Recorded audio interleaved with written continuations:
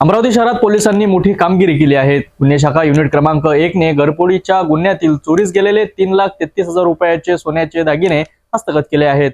पोलिसांनी ही कारवाई कसून तपासानंतर केली असून अजूनही उर्वरित मुद्देमालाचा शोध सुरू आहे। पाहूया सविस्तर रिपोर्ट। ही घटना 6 मे 2024 रोजी श्रीधरनगर भटवाडी येथे घडली होती। अर्चना अरुण मेंढे यांनी घरफोडीची तक्रार राजापेठ पोलीस ठाण्यात नोंदवली होती। या गुन्ह्यात एकूण 6,35,000 रुपयांचे सोन्याचे दागिने आणि रोख रक्कम चोरीस गेली होती। या गुन्ह्याचा तपास गुन्हे शाखा युनिट क्रमांक 1 ने हाती घेतला आणि एका विधी संघर्षग्रस्त बालकाला ताब्यात घेत गुन्हा उघडकीस आणला। पोलीस आयुक्त नवीनचंद्र रेड्डी यांच्या आदेशानुसार पुढील तपास सुरू असताना पोलिसांनी 24 फेब्रुवारी रोजी 32 ग्रॅम सोन्याचे मंगळसूत्र आणि 8 ग्रॅम सोन्याची लगड असा एकूण 3,33,000 रुपयांचा मुद्देमाल हस्तगत केलाय।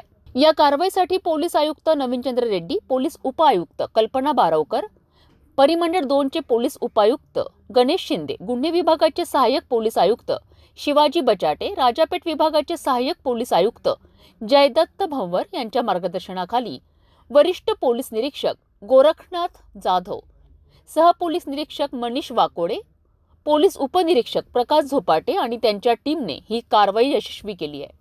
अमरावती पोलिसांची ही कारवाई निश्चितच कौतुकास्पद आहे। मात्र उर्वरित मुद्देमाल कधी आणि कसा हस्तगत केला जाईल हे पाहणे महत्त्वाचं ठरेल।